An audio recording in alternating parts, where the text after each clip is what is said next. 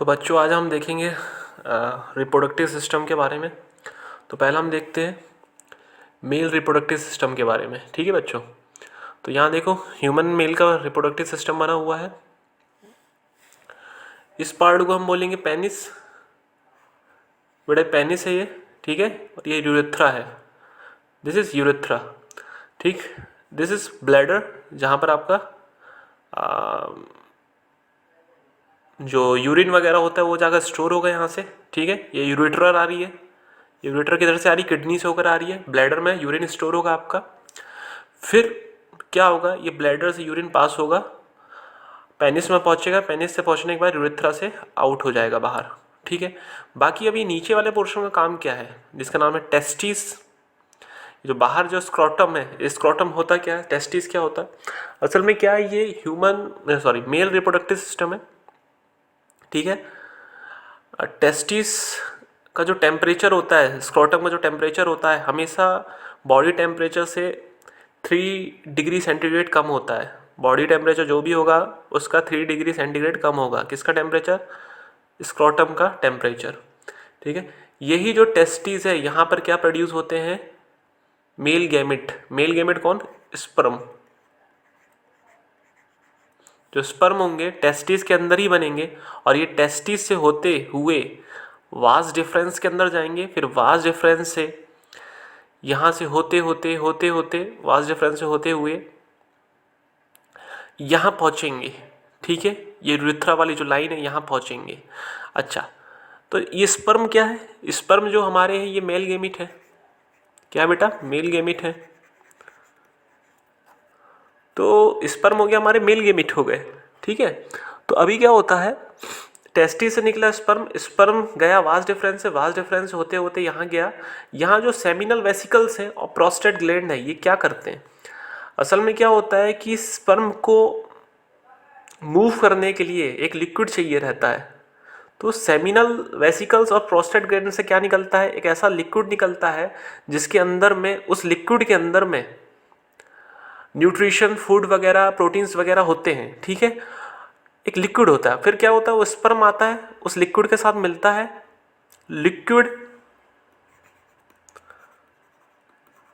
Plus sperm. तो liquid plus sperm इस urethra से होते हुए निकलते हैं और ये बाहर चले जाते हैं। तो लिक्विड प्लस स्पर्म को हम बोलते हैं सीमन। सीमन, तो सीमन जो क्या होता है, थिक फ्लूइड होता है, थिक लिक्विड होता है, जिसमें एक लिक्विड होता है और साथ में स्पर्म होता है। लिक्विड क्या होता है, लिक्विड के अंदर में क्या होते हैं, यहाँ पर न्यूट्रिएंट वगैरह हो गए, प्रोटीन वगैरह हो गए, जो भी इसके अंदर में रहते हैं। ठीक है बेटा, तो ये हो गया मेल रिप्रोडक्टिव सिस्टम। अच्छा, यूरिन भी जो होगा, जो यूरिन होगा वो सेम यहीं से ही पास होगा, यूरेथ्रा से। यूरिन भी यहीं यूरेथ्रा से पास होगा और स्पर्म मतलब सीमन भी यहीं से ही पास होगा, तो एक ही जगह से पास होगा। ठीक है, तो ये हो गया मेल रिप्रोडक्टिव सिस्टम। अब हम देखते हैं फीमेल रिप्रोडक्टिव सिस्टम। अब फीमेल रिप्रोडक्टिव सिस्टम में क्या हो गया, ये सामने वाला जो पार्ट है इसको बोलेंगे हम वेजाइना। ठीक, ये सर्विक्स हो गया, ये वाला जो पार्ट है इसको सर्विक्स बोल दिया अपन ने, इसको अपन ने बोल दिया यूट्रस। ये हो गई हमारी ओवरी। अच्छा, लड़कियों के अंदर में 2 ओवरी होती हैं जो पेट के अंदर में होती है। यहाँ पर जो टेस्टिस होते हैं मेल में, वो भी 2 होते हैं लेकिन बॉडी के बाहर होते हैं। लेकिन जो ओवरी होती है वो बॉडी के अंदर होती है। ओवरी ही एक ऐसा ऑर्गन है जिससे फीमेल गैमेट प्रोड्यूस होता है, फीमेल गैमेट प्रोड्यूस होते हैं इसमें। ठीक है, लेकिन यहाँ पर टेस्टिस के अंदर में ही, अच्छा टेस्टिस के अंदर में ही मेल गैमेट स्पर्म प्रोड्यूस होते थे। तो यहाँ पर क्या ऑर्गन हो गया, मेल का रिप्रोडक्टिव ऑर्गन क्या हो गया, टेस्टिस, और यहाँ पर क्या हो गई, ओवरी हो गई। अब देखो बेटा, ओवरी के अंदर में फीमेल गैमेट प्रोड्यूस होंगे, और फीमेल गैमेट का नाम क्या होता है, ओवा और एग। तो जनरली मैं एग बोलूँगा, तो एग क्या है, फीमेल गैमेट है, फीमेल गैमेट है एग। तो इसके अंदर में क्या प्रोड्यूस होंगे बेटा, एग प्रोड्यूस होंगे, और एग बहुत सारे होंगे, एग भी बहुत सारे होंगे। अभी क्या होने वाला है, ये ओवरी के अंदर में क्या प्रोड्यूस हुआ बेटा, एग। ठीक है, ये क्या है, ओविडक्ट और फेलोरियन ट्यूब, इसको बोलेंगे ओविडक्ट एंड फेलोरियन ट्यूब। तो कहाँ पे कनेक्ट रहेगी, जाकर यूट्रस में कनेक्ट रहेगी। अच्छा, ओवरी जो होती है, सॉरी ओवा जो होता है और एग होता है, एग कई हजार में होते हैं और टेस्टी से जो निकलने वाले स्पर्म होते हैं, स्पर्म की क्वांटिटी भी मिलियंस में होती है। स्पर्म कितने में होते हैं, मिलियंस में। और जो एग होता है ये भी 1000 में होते हैं। अच्छा, तो ये तो हो गया basic male reproductive system and female reproductive system. तो अभी क्या होगा, यहां से ओवरी से, ओवरी के अंदर में क्या है बेटा, एग है। लेकिन एग कैसे है यहां पर, एग कैसे है यहां पर, अभी हम देखेंगे आगे, चलो अभी इतना ही समझो, है ना।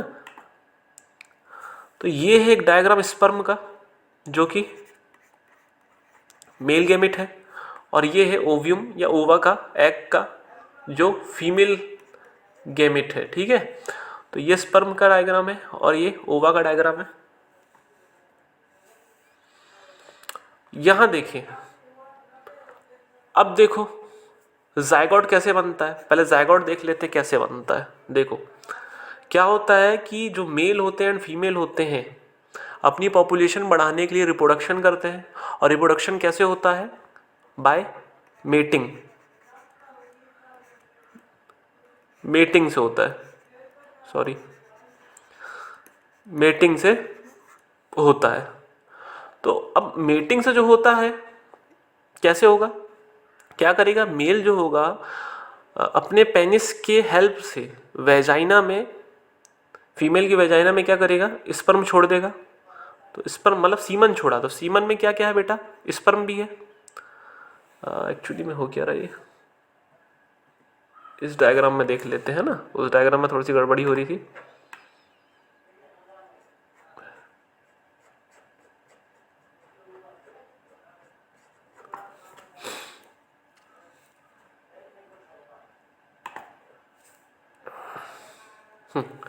तो क्या होता है कि मेटिंग, मेटिंग या कॉपुलेशन बोलते हैं इसको, कॉपुलेशन, मेटिंग को ही अपन क्या बोलते हैं, कॉपुलेशन बोलते हैं। तो क्या होता है कि बेटा पेनिस जो मेल होता है वो अपने पेनिस से सीमन छोड़ता है वेजाइना के अंदर में, और सीमन के अंदर में क्या है, स्पर्म है।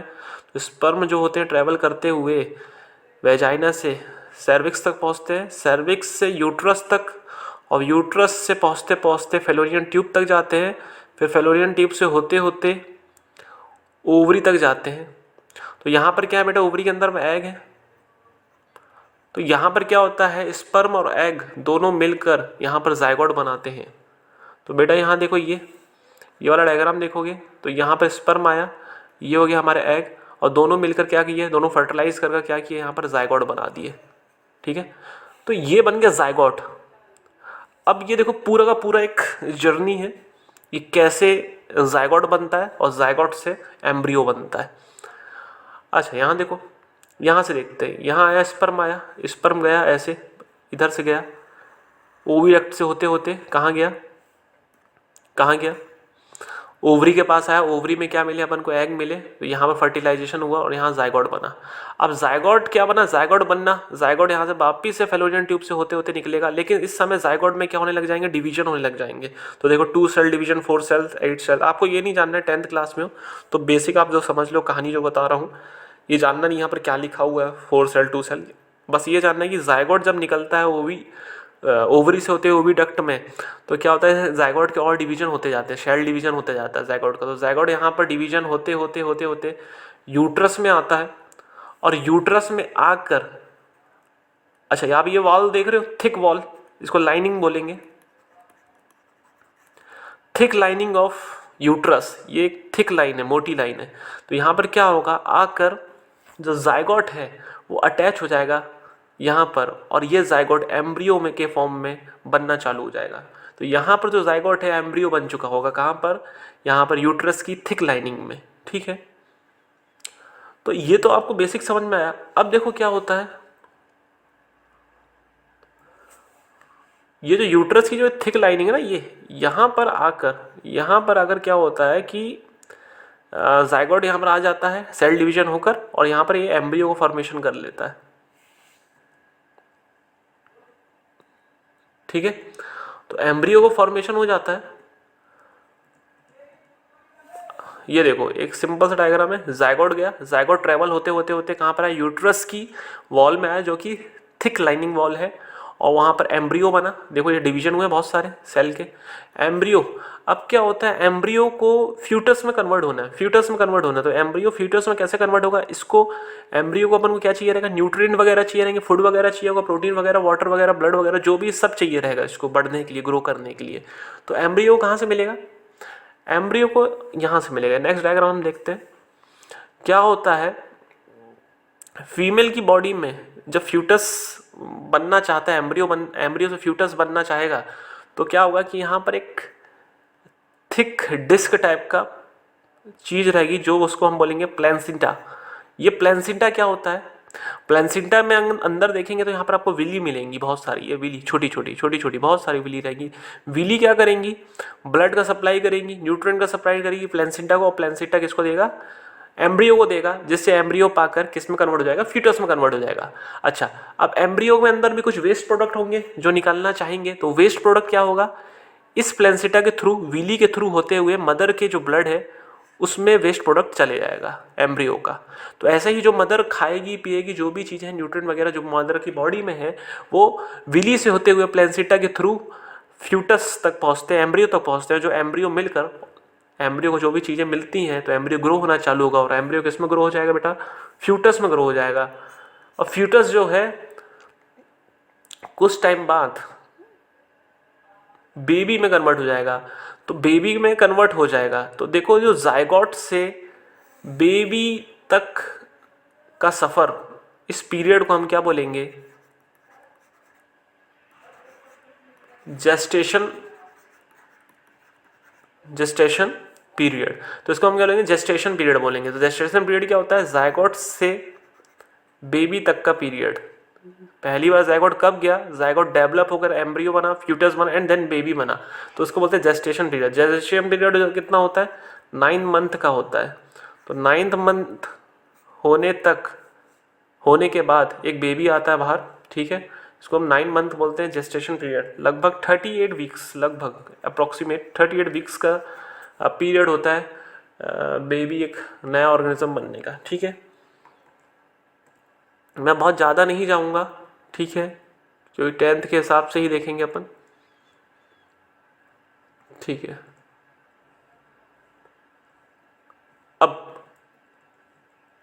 अब हम एक चीज़ देखेंगे,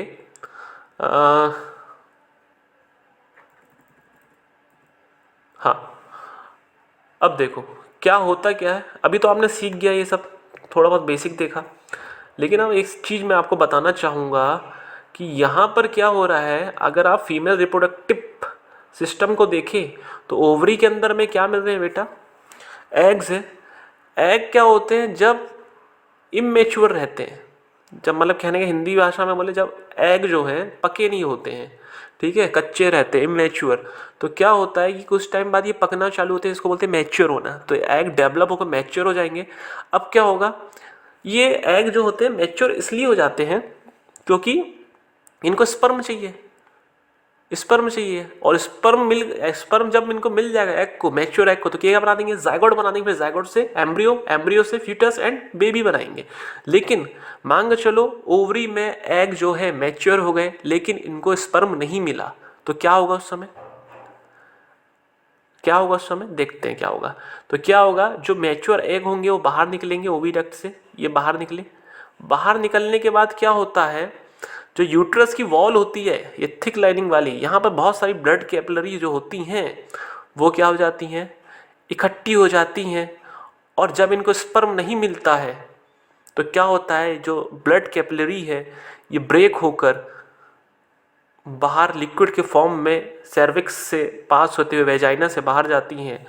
तो एक लिक्विड रहता है, और लिक्विड में क्या क्या मिला रहता है, म्यूकस प्लस ब्लड। तो म्यूकस प्लस ब्लड बाहर आता है वेजाइना से, और इस जो वेजाइना से बाहर आता है म्यूकस प्लस ब्लड, ये लिक्विड है जो, तो इसका नाम दे दिया जाता है ब्लीडिंग। तो जनरली इसको ब्लीडिंग बोलते हैं, लेकिन इस चीज़ को बोला जाता है, अच्छा ब्लीडिंग हो रही है। अब ये ब्लीडिंग कब कब होगी, महीने में एक बार होती है, 28 डेज में एक बार ऐसा समय आता है कि यहाँ से ब्लीडिंग होना चालू होती है। और ये ब्लीडिंग कब तक होती है, लगभग बॉडी ऊपर डिपेंड है, एज के ऊपर डिपेंड है, 1 to 8 डेज तक।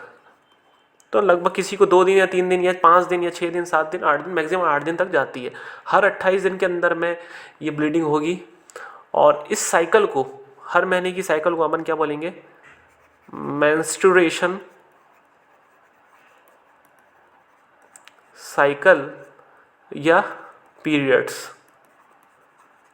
तो हर लड़कियों को मेंस्ट्रुएशन साइकिल और पीरियड्स होते हैं, हर 28 दिन के अंदर में होते हैं। 28 दिन में पहला जैसे पीरियड हुआ तो कम से कम ये 1 हफ्ता या 5 दिन 6 दिन चलेगा, और हर महीने ये होता रहेगा, साइकिल यूं ही चलती रहेगी। ठीक है, तो इस साइकिल को हम बोलते हैं मेंस्ट्रुएशन साइकिल। अच्छा, अब ये मेंस्ट्रुएशन साइकिल जो होती है, मेंस्ट्रुएशन साइकिल जो होती है ये कब कब होती है, कौन सी उम्र से चालू होती है?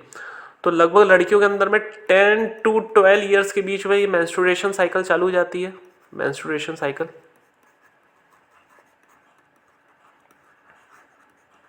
तो इसको हम बोलते हैं मेनार्क। मेंस्ट्रुएशन साइकिल का चालू होने को हम क्या बोलेंगे, मेनार्क। और मेनार्क पीरियड कब चालू होता है, 10 to 12, 10 से 12 साल की उम्र में मेनार्क चालू हो जाता है।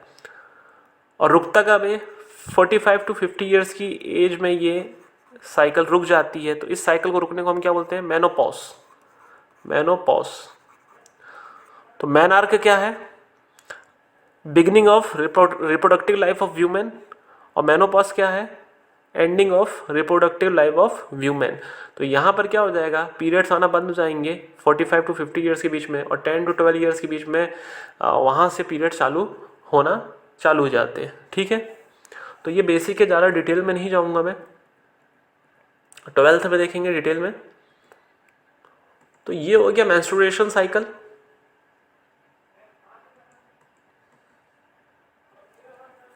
अच्छा, अब हम देखते हैं कि प्यूबर्टी क्या होती है। प्यूबर्टी क्या होती है, जरा देखते हैं। क्या बेटा, प्यूबर्टी क्या होती है? प्यूबर्टी का मतलब होता है कि कोई भी मेल या फीमेल या बॉय एंड गर्ल रिप्रोडक्शन कर सकता है और अपनी पॉपुलेशन बढ़ा सकता है। ठीक है, एक एज होती है कि आप बच्चे पैदा कर सकते हैं। ठीक है, तो वो एज होती है प्यूबर्टी की एज, जो बॉय में होती है लगभग 12 to 13 ईयर्स के आसपास होती है, और गर्ल्स में होती है 10 से 12 ईयर्स। तो 12 से 13 साल का लड़का होना चाहिए, 10 से 12 साल की लड़की होनी चाहिए मिनिमम, तभी ये बच्चे पैदा कर सकते हैं। तो इसी एज को हम क्या बोलते हैं, प्यूबर्टी एज। अब प्यूबर्टी एज में क्या होता है, बहुत सी चीज़ें देखने मिलती है लड़कों के अंदर, लड़कियों के अंदर।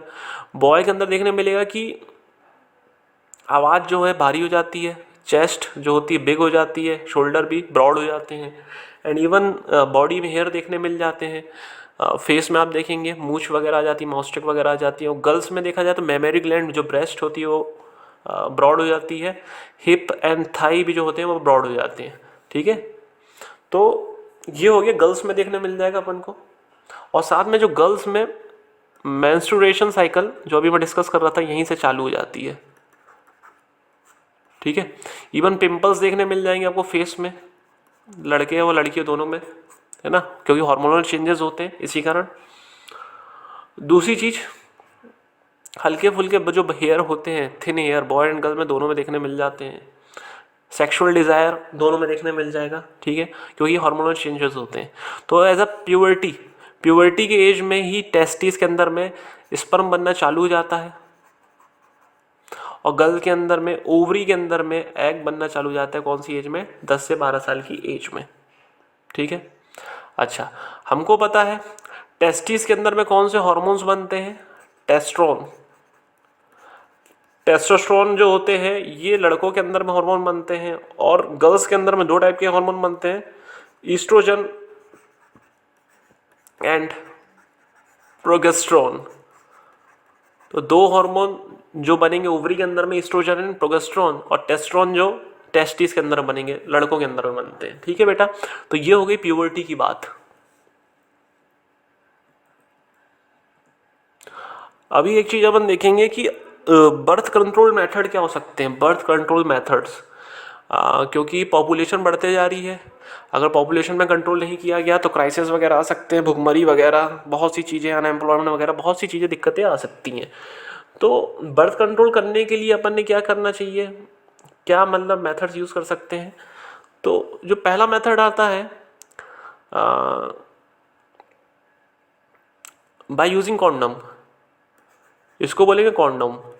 ये है मेल कॉन्डम है, जो कि पेनिस के ऊपर लगाना पड़ता है मैटिंग करते समय। तो क्या होता है, जब आप मेल कॉन्डम पहनते हैं तो क्या होता है कि स्पर्म जो होते हैं इस कॉन्डम से बाहर निकलते नहीं है, ठीक है। ये है फीमेल कॉन्डम। मैटिंग के समय फीमेल लगाती है अपनी वेजाइना में, जिसके चक्कर में क्या होता है कि स्पर्म अंदर नहीं जाते हैं। तो ये मेल लगाते ही फीमेल लगा लेती है, दोनों में से कोई एक भी लगा सकते हैं, है ना। दूसरी आती है मेथड बर्थ कंट्रोल रोकने के लिए बाय यूजिंग पिल्स। तो यहाँ पर ये ओरल पिल है। ये ओरल पिल क्या काम करती है, फीमेल खाती है। ओरल पिल क्या काम करेगी, ओरल पिल क्या करेगी, हॉर्मोन्स एक रिलीज करती है जिससे प्रेगनेंसी नहीं होती है। दूसरी आती है स्पर्मिसाइड जेल, इसको बोलेंगे वेजाइनल पिल। वेजाइनल पिल, ये वेजाइनल पिल क्या है, स्पर्मिसाइड जेल है। क्या होता है, वेजाइना में लगाना रहता है, तो स्पर्म जब भी आता है मैटिंग करते समय तो क्या होता है, जो जेल है स्पर्म को मार देगा, ठीक है। तीसरा आता है कॉपर टी। कॉपर टी का यूज़ करते, ये कॉपर का एक टी बना होता है, इसको यूट्रस में डाल दिया जाता है, ठीक है। तो ये एक तरीका हो गया, डिटेल में नहीं जाना चाहूँगा मैं। इसके सबके साइड इफ़ेक्ट्स है। कॉपर टी का साइड इफ़ेक्ट ये है कि बर्निंग सेंसेशन वगैरह यूट्रस में होने लग जाती है, एक तरह की प्रॉब्लम होने लग जाती है फीमेल को। ओरल पिल से भी ड्रॉबैक ये है कि ओरल पिल आप यूज़ करोगे तो क्या होगा, हार्मोनल डिसबैलेंस भी हो सकता है। और वेजाइनल पिल में भी क्या होता है कि सेंसेशन, बर्निंग सेंसेशन वगैरह चीज़ें हो सकती हैं। तो सबसे बेस्ट मेथड जो होता है कॉन्डम यूज़ करना, मेल या फीमेल कॉन्डम आप यूज़ कर सकते हैं, तो उस वो ठीक रहता है, ठीक है। आखिरी मेथड आता है surgical method. Surgical method, surgical method में क्या होता है बच्चों कि हमको स्पर्म को रोकना है निकलने से। तो अपन क्या करेंगे, हमको पता है कि वास डिफरेंस जो होता है, वास डिफरेंस जो होता है, वास डिफरेंस ही, सॉरी, टेस्टिस से ही स्पर्म निकल कर वास डिफरेंस में ही जाता है। तो अपन क्या करेंगे, वास डिफरेंस को कट कर कर और इसको टाई कर देंगे, बांध देंगे। तो क्या होगा, जो स्पर्म बनेगा वो नहीं जा पाएगा, और फिर वो स्पर्म नहीं जा पाएगा तो बर्थ कंट्रोल हो सकती है। दूसरा, फीमेल में भी हम कर सकते हैं, फेलोपियन ट्यूब को काट दो और टाई कर दो। फेलोपियन ट्यूब को काट दो और टाई कर दो। क्यों, यहाँ से हमको पता है कि जो एग होते हैं, एग जो होते हैं मेच्योर होने के बाद निकलते हैं बाहर। तो क्या होगा कि जो एग है और यहाँ से जो स्पर्म आएगा मिल ही नहीं पाएंगे, तो इसी कारण क्या होगा, प्रेगनेंसी हम रोक सकते हैं, एम्ब्रियो नहीं बन पाएगा, ठीक है। ये एक दूसरा सबसे बढ़िया मेथड है सर्जिकल मेथड। अगर सर्जिकल मेथड में नहीं जाना है तो बाय यूजिंग कॉन्डम। अब हमको देखना है कि कुछ बीमारियां होती हैं जो सेक्सुअल ट्रांसमिटेड डिसीजेज होती हैं, एसटीडीज जिसको बोलते हैं, सेक्सुअल ट्रांसमिटेड डिसीजेज। ये क्यों होती हैं, जैसे आपने मीटिंग किसी इंसान के साथ कर ली जो इन्फेक्टेड है पहले से, तो तब उसमें हो जाती हैं। तो पहली बीमारी हम देखते हैं HIV, ह्यूमन इम्यूनोडेफिशिएंसी वायरस। ये वायरस का नाम है HIV, क्या है, एक वायरस है। और HIV वायरस से एक बीमारी होती है, इसका नाम होता है एड्स। ये तभी होती है जब आपने किसी के साथ ऐसी मैटिंग कर ली जिसको पहले से HIV हो, इन्फेक्टेड हो। ये एक वायरस होता है, इसका कोई इलाज नहीं है, कभी भी ठीक नहीं कर सकते, बस मेडिसिन से कंट्रोल में लाया जा सकता है, आखिरी में इंसान की डेथ हो जाती है। दूसरी बीमारी आती है, इसका नाम है साइफिलिस। ये साइफिलिस क्या होती है, बैक्टीरिया से होने वाली बीमारी होती है, बैक्टीरिया से बीमारी हो जाती है। और अच्छा देखो, HIV किससे होता है, वायरस से होता है, ध्यान रखना। और साइफिलिस जो होता है बैक्टीरिया से होता है। तो बैक्टीरिया से होने वाली बीमारी हम ट्रीटमेंट कर सकते हैं, इसमें हम क्योर कर सकते हैं, बच भी सकते हैं। इस वायरस में जनरली क्या होता है कि पस आ जाता है, पक जाता है, सोर हो जाते हैं जेनिटल पार्ट में, पेनिस वगैरह, यूरेथ्रा वगैरह, वेजाइना में, ठीक है। एक आता है एक और दूसरी बीमारी, थर्ड बीमारी आती है गोनोरिया। जो गोनोरिया जो होती है ये भी बैक्टीरिया से होने वाली बीमारी होती है, और इसमें भी सेम होता है कि पस वगैरह आना, पेन आना, जलन होना, बर्निंग सेंसेशन वगैरह ऐसी चीज़ें होने लग जाती हैं वेजाइना या पेनिस में। ठीक है, तो ये बेसिक चीज़ें हो गई। और ये आज का हमारा reproductive parts, menstruation cycle, fertilisation in human, STDs, birth control methods सभी कंप्लीट हो गए। और रीज़न, अब एक चीज़ और देखना है कि एसटीडी को कैसे कंट्रोल किया जाए, सेक्सुअल ट्रांसमिटेड डिसीजेस को कैसे रोका जाए। तो एक ही मेथड है, आप मैटिंग करते समय कॉन्डम यूज़ करें। तो कॉन्डम यूज़ करेंगे तो एसटीडीज़ वगैरह नहीं होंगी। तो बच्चों आज के लिए बस इतना ही।